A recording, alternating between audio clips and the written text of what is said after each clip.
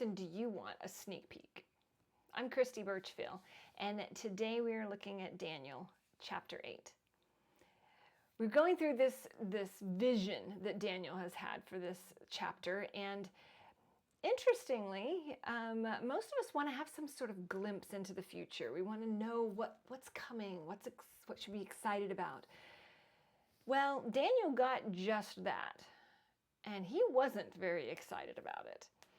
Now, if you've missed the previous sessions leading up into this, is kind of where he's gone through this chapter, you can see, click on those in the link in the description below. There's a full playlist for this entire series.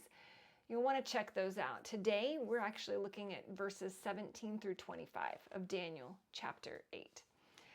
Gabriel here has promised to tell Daniel what the information from this vision that he's had means.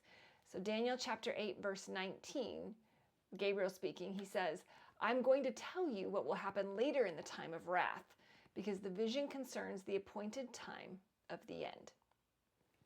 Now, Daniel is nervous, he's worried, he's scared, and yet God has indicated that Daniel needs to know this information. So Gabriel begins to share, but he gives them this verse first.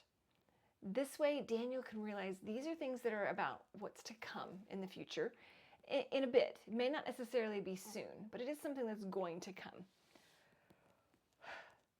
When we think of getting a sneak peek into the future, most of us really like that idea. We want that feeling of control or planning that we can have when we know what's going to come. Now, where we have to get okay with things is that God promises that we will have everything we need to be obedient to Him. We will know everything we need when we need to know it to be obedient to Him. That does not always mean that we're going to get a sneak peek. And sometimes, like the sneak peek Daniel here is getting, it's not what we thought it was going to be, and it might actually make things more terrifying than what they would have if we hadn't had that. We need to be content to allow God to work and move in our lives, regardless of whether we know what's going to happen or not.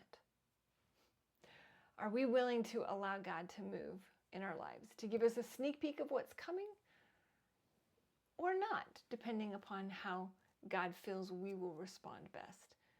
Either way, are we willing to be obedient to God in every area of our life, whether we know what's coming or don't? Make sure that you subscribe. We're going to keep going through this book, and I will see you tomorrow.